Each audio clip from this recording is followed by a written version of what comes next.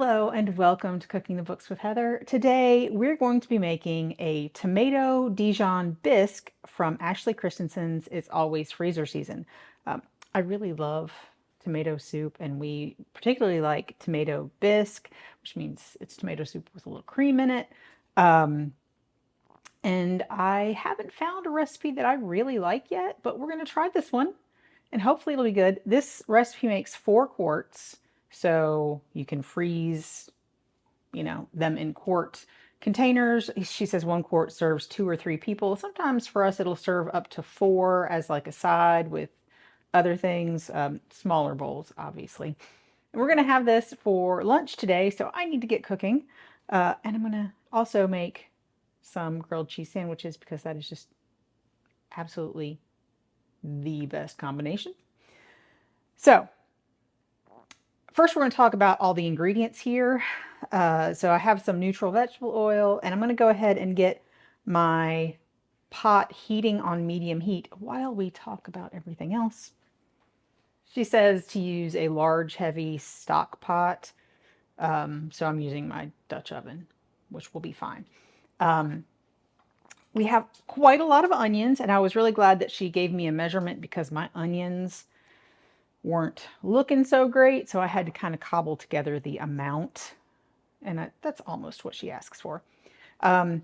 We need some fresh thyme cut in half and wrapped into basically a little parcel in cheesecloth, which I am now going to try to tie up so that we're just going to get the flavor infused, but no pieces. And it doesn't matter how I tie this because we're not going to be untying this. We're just going to be throwing this out when it's done. So it just needs to be, needs to hold it.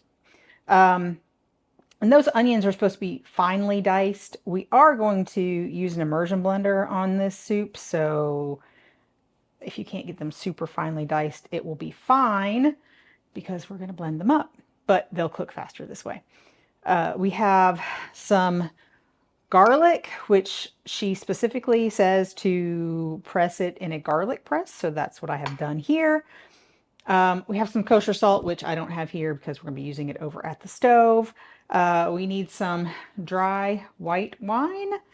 I just have some kind of okay wine that I bought. Hopefully that's enough. If not, I'll put a little more water in it. I don't know exactly how many ounces that is. I mean, it's on there, but whatever. And I'm going to use this to measure all of my liquids because it doesn't matter that it had onions in it. So we're going to be using some diced tomatoes, just cans of diced tomatoes with their juice. We don't have to worry about draining those, thankfully. We're going to use some water. Haven't measured that out yet. Some Dijon mustard, and I measured that out, and I will not be buying Dijon mustard in a squeezy bottle again because you just can't get, it just doesn't come out. It's not a great idea for Dijon mustard. We needed some tomato juice. She says organic. I could not find organic, so I just bought whatever I could find. We're going to be using most of that, and we're going to have some heavy cream. That's what makes it the nice bisque. And some ground black pepper, which I have not ground yet, but we'll just do that into the pan. And when we serve it, we're going to need some Parmesan. So there we go. We're going to move over to the stove and start cooking. All right, so oil's starting to shimmer and I can smell it. So we're going to go ahead and put our onions in. Get them cooking. She says we're cooking them until they are slightly tender. So we're not going for, fully cooking them here, but about 5 minutes.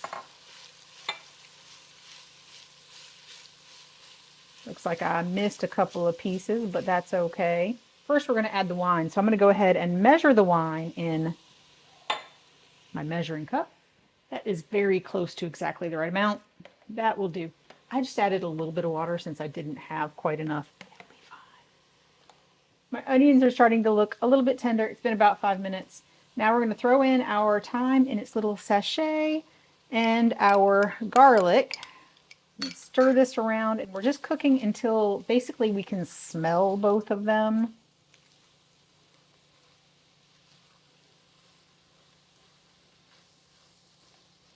I can certainly smell the garlic.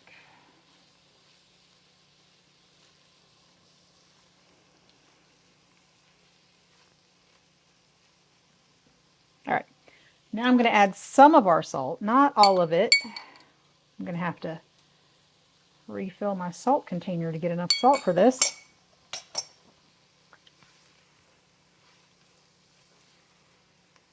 All right. So now I'm going to turn the heat up to high, she says. That's high. And we're going to add our wine.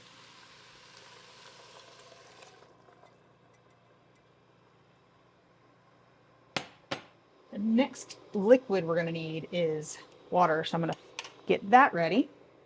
All right, so this is boiling, and we're supposed to let it boil vigorously for about 10 minutes or until it's reduced by about 2/3. So we're boiling out some of the alcohol in the wine and reducing it and cooking our onions and everything and getting that thyme flavor in there. So I'm just going to let that go for about 10 minutes. Fingers crossed.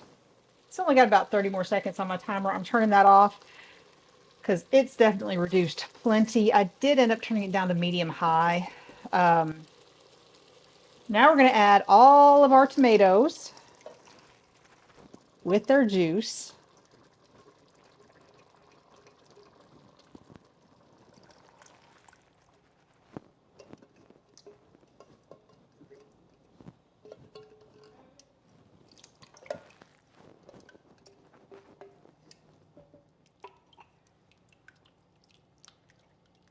And some water, which is going to make me reconsider whether this is going to be big enough, but we will see. So we're going to bring this up to a boil again, and then we're going to turn it down and to a simmer. So I'm going to turn it back up to high so we can get it back up to a boil.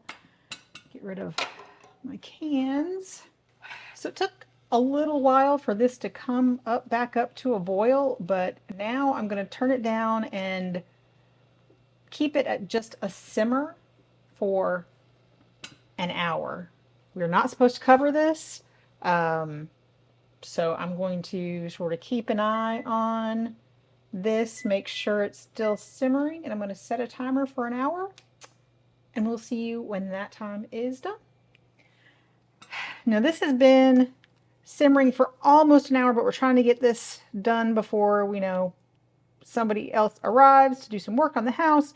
So she does not tell you to take this sachet out. I could not find that in the instructions anywhere, but we're about to use our immersion blender on this, and yeah, we should definitely not have that in there.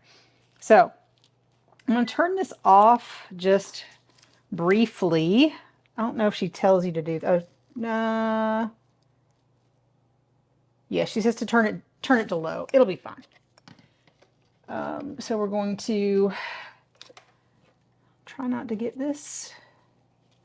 We're going to lightly pulse the contents of the pot until a coarse puree forms. So we're not going for fully blended, super smooth, but we do want it pretty smooth.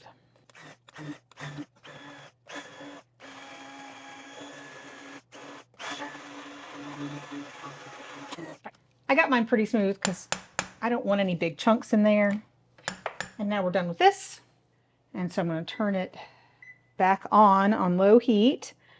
And we're supposed to stir in the mustard. So it's a Dijon cream sauce, or not cream sauce, it's a tomato Dijon. So we're adding our Dijon mustard. And we're going to add our tomato juice. This is when I start to worry about everything fitting in the pot, because we still have the cream to add. So let me measure that out. I'm just going to put it all in there. I have almost exactly the right amount in there. So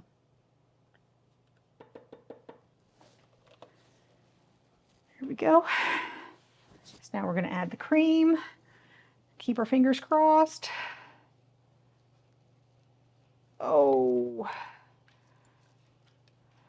good thing we're not going to bring this to a rolling boil or anything, because it would not fit in this pot. All right, and then we need the rest of the salt in the recipe. And quite a bit of black pepper. So I'm just going to be here for a little bit. All right. So now I'm going to very carefully bring this to a low simmer and simmer it for about 20 minutes, and then it will be done.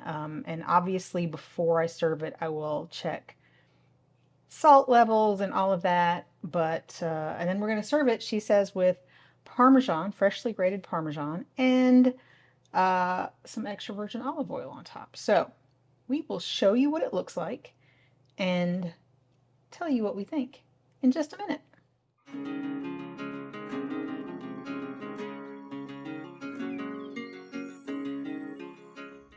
On this episode of Cooking the Books with Heather, you watched me make Tomato-Dijon Bisque from Ashley Christensen's second cookbook, It's Always Freezer Season. So first off, I would like to say I'm pretty sure ours made a little bit more than she says. She says it makes 4 quarts. Pretty sure I ended up with 4 quarts in the freezer. I have since used 1 quart, and looking at this, I realized that I forgot to add the olive oil and the cheese on top when I served it the second time when I reheated it, but it reheated beautifully. It worked out really well. The flavor's really good. We really liked it. It is perfect with a grilled cheese sandwich, as a tomato soup should be. Classic combination. Works really well. It'd also be really good if you made, like, I'm pretty sure I've seen it somewhere, but grilled cheese croutons and just sort of put them on the soup, because I like to dip it. I'm sure that is not a just me thing, but grilled cheese dipped in tomato soup, one of my favorites. So yeah, I really enjoyed it. It was really, really easy, because you start with sort of diced tomatoes. You use the immersion blender, which I would have done anyway, even if she told me to put it in a regular blender, because I ain't doing that. And it doesn't take that long, really, because it doesn't take that long to cook the tomatoes. So it was a great thing to make if you want to take a step above the condensed tomato soup in the can. You should try this. If I can do it, well, I'm not gonna say if I can do it, anybody can do it. This is definitely a recipe anybody could do. Anybody. Super easy, and you'll end up with soup for later that you don't have to spend hardly any time on. So that worked out really well. I have a sick kid in the house right now, and so being able to serve, you know, some nice, warming, comforting soup for lunch without having to do a lot of work, that was really great. So definitely highly recommended. Let me know how you like your tomato soup in the comments down below. And if you've enjoyed watching me make this, please give me a thumbs up, hit the subscribe button, and come back and watch me make something else next week.